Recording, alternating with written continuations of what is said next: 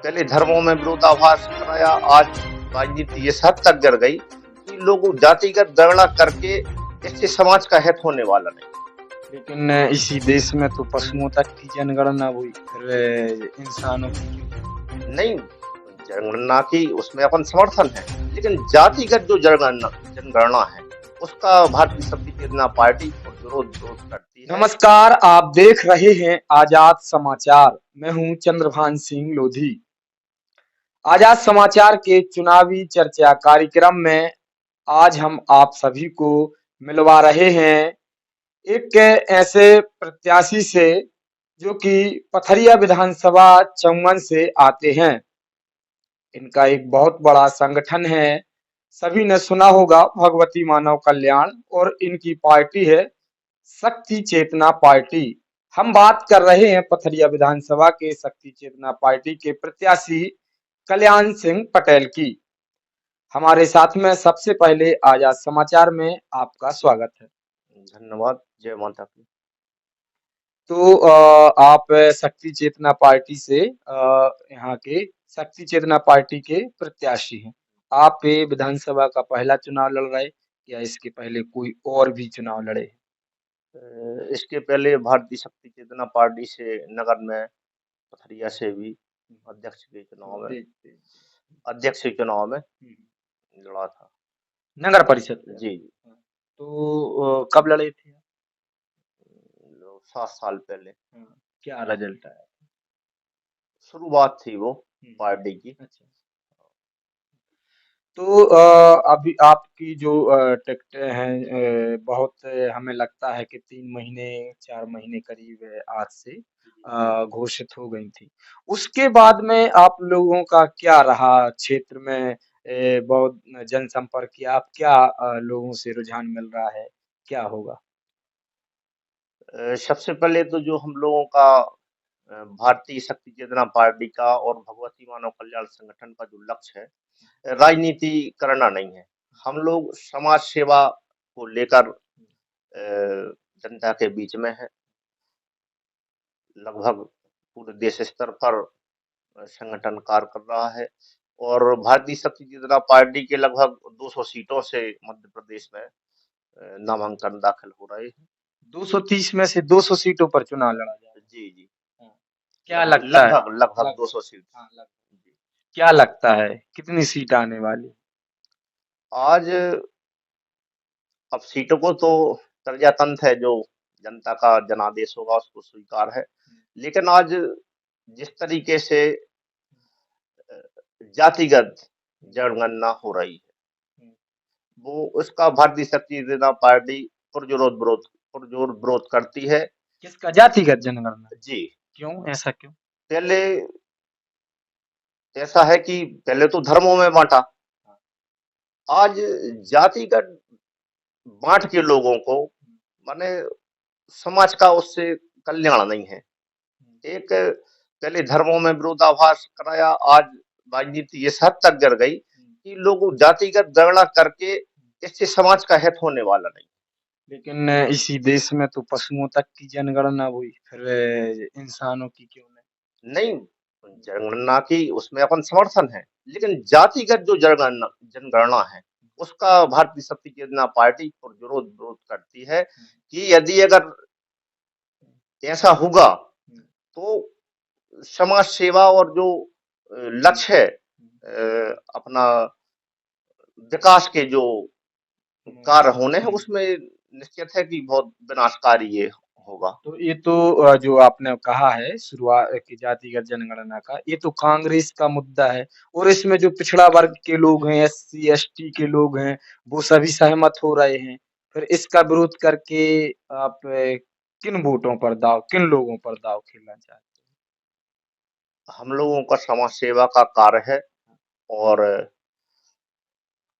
जो जनता के बीच में हम लोग जा रहे हैं, सबसे पहला तो हम लोगों का जो मूल उद्देश्य है कि समाज को नशा मुक्ति की ओर ले जाना, समाज को पूर्ण नशा मुक्त बनाया जाए।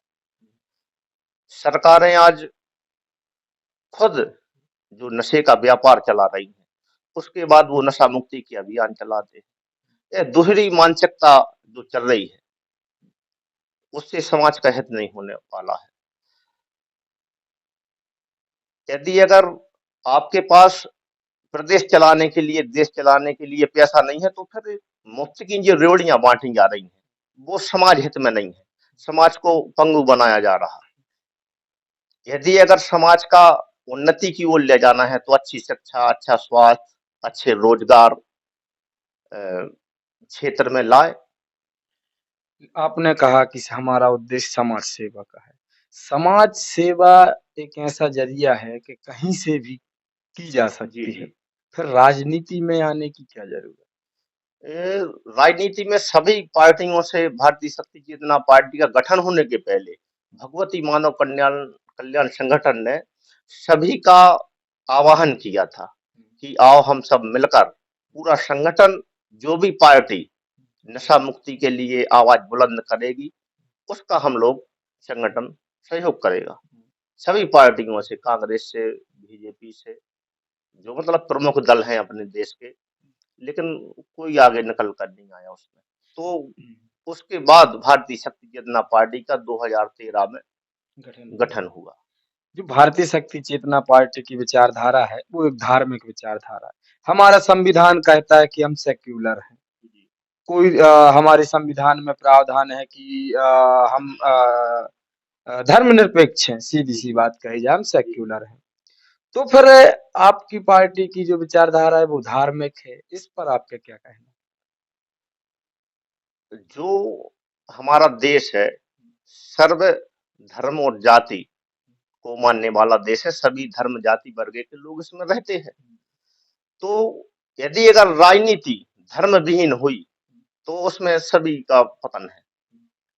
धर्म को लेकर ही राजनीति को अच्छी उन्नति की ओर ले जा लेके जा सकते हैं। है? आप चुनाव लड़ रहे हैं, आप पथरिया ये तो ठीक है। पथरिया विधानसभा के किन मुद्दों को लेकर आप चुनाव लड़ रहे हैं? यदि आप आते हैं तो क्या करेंगे? आज सबसे बड़ी समस्या किसानों को लेकर है। शिक्षा की व्यवस्था नहीं है हमारे क्षेत्र में। आज महिला डॉक्टर को लेकर कोई पथरिया अस्पताल में चले जाए तो वो व्यवस्था नहीं है। सड़कें सब जर्जर हालत में पड़ी हुई हैं। सभी तरफ से भ्रष्टाचार भी चरम सीमा पर है। लोग बोलते हैं कि भाई बहुत यहाँ पर कार्य हो रहे हैं, लेकिन जिस भी आप विभाग में चले जाएं, रोड तो नहीं है, ये तो सत्य है। पथरिया विधानसभा में रोड तो नहीं। जी, आज बिजली की समस्या है। आज किसानों को जो खेती कार्य चल रहे हैं, उसमें उनको 10 घंटे की लाइट मिलती है, एडवाइस पूरा लग रहा है, बिल पूरा लग रहा है। 4 से 6 घंटे लाइट मिलती है, उसमें भी मतलब मोटर पानी नहीं निकाल रही। ये मतलब क्षेत्र का। इन्हीं मुद्दों को लेकर। जी। अच्छा ये बताइए, हम विचारधारा की बात कर रहे थे। आपको यदि हम चूँकि आपकी पार्टी है, यदि इससे हट के बात करें, तो कांग्रेस की विचारधारा से आप सहमत हैं कि भाजपा की विचारधारा से आप सहमत हैं? जो भारतीय शक्ति चेतना पार्टी की विचारधारा है, तो वो तो इन दोनों पार्टियों से मेल नहीं खा रही। ये दोहरी मानसिकता चल रही। वही पहले बोला आपसे कि नशा मुक्ति यदि अगर आने वाली पीढ़ी को सुरक्षित करना है, तो हमारे प्रदेश को, देश को नशा मुक्त करना ही होगा। तब हमारी आने वाली पीढ़ी का उत्थान होगा। अच्छी शिक्षा, अच्छे स्वास्थ्य, अच्छे रोजगार के उससे वो बनता है। फिर भी जैसे कि आप मान लो विधायक बनते हैं, पथरिया क्षेत्र से, तो सरकार बनाने का फैसला आए तो आप किस विचारधारा के साथ जाना चाहेंगे? कांग्रेस के कि भाजपा के? क्योंकि किसी ना किसी दल में तो जाना ही पड़ेगा। जो लोग हमारी पार्टी की विचारधारा को लेकर चलेगा, उसके साथ ऐसा कोई बनता है समीकरण, तो जाएंगे। और जो हमारा राष्ट्रीय अध्यक्ष बहन संध्या शुक्ला जी है, जो फिर उनका मतलब पार्टी का सभी का निर्णय होगा। निर्णय होगा, वो सर्वमान्य होगा। लोग बोलते हैं, हम पथरिया विधानसभा में 2 दिन से घूम रहे हैं, हमने अलग-अलग पार्टियों और अलग-अलग प्रत्याशियों के बारे में पूछा। लोग ऐसा कहते हैं कि आप हैं जो कि लखन पटेल भाजपा से जो प्रत्याशी हैं लखन पटेल की वोटें काटने का कार्य कर रहे हैं। इसमें कितनी सच्चाई है?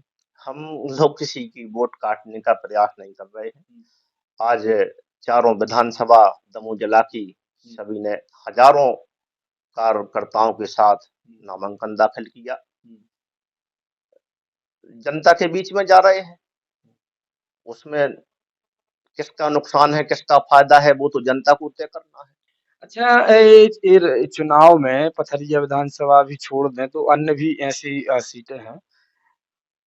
इस बार मुद्दा जाति का गरमाया है कि कोई प्रत्याशी दूसरी जाति का, कोई दूसरी जाति का, तो उस जाति के उसके पास है, इस जाति के ये जातिवादी राजनीति कभी खत्म होगी, आपको क्या लगता है?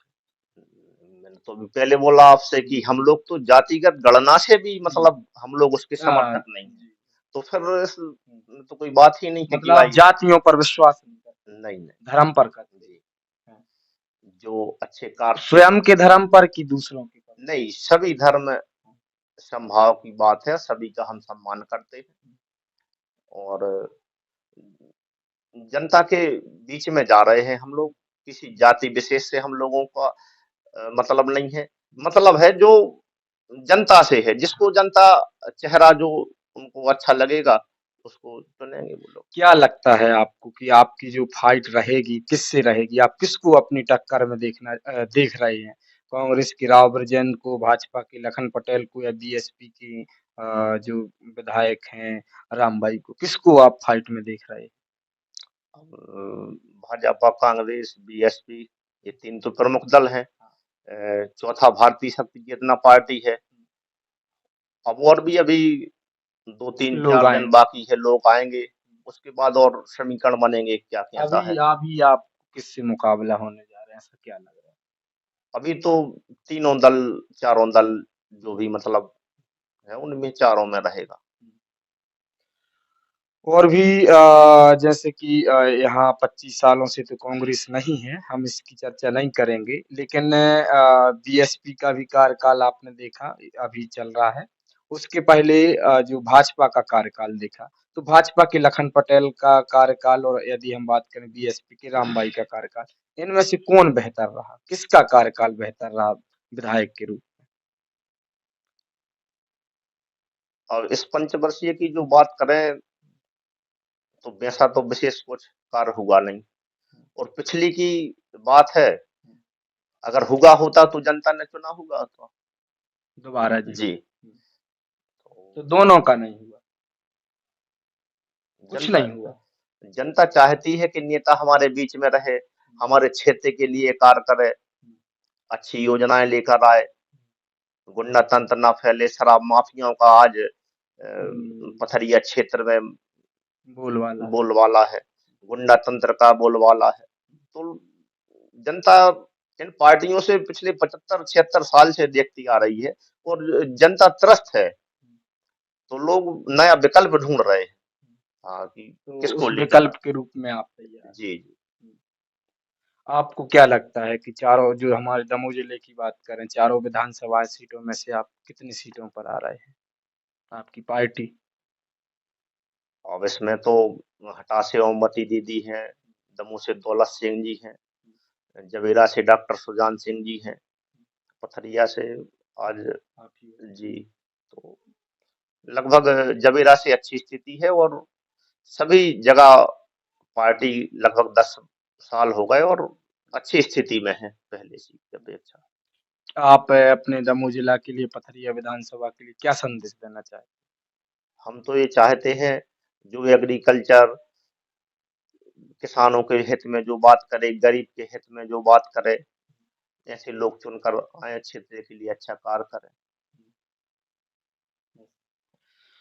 तो आप ने सुना कि हमारे साथ में जो भारतीय शक्ति चेतना पार्टी के पथरिया विधानसभा के प्रत्याशी हैं, उन्होंने अपने जवाब बारीकी से और बेबाकी से दिए। उन्होंने सर्वप्रथम कहा कि हम जातिगत जनगणना के बिल्कुल पुरजोर विरोधी हैं, हम जाति पर विश्वास नहीं रखते हैं, हम धर्म और सर्वधर्म पर विश्वास रखते हैं, हम नशा मुक्त करने की बात करते हैं, हम मर्यादा और संस्कार होने की बात करते हैं। इन्हीं मुद्दों पर और भी कई अन्य मुद्दे बताए, इन मुद्दों पर हम चुनाव लड़ने जा रहे हैं। आप देख रहे थे आजाद समाचार, मैं हूं चंद्रभान सिंह लोधी। मिलते हैं अगले चुनावी चर्चा में किसी अन्य शख्सियत के साथ। तब तक के लिए नमस्कार, धन्यवाद।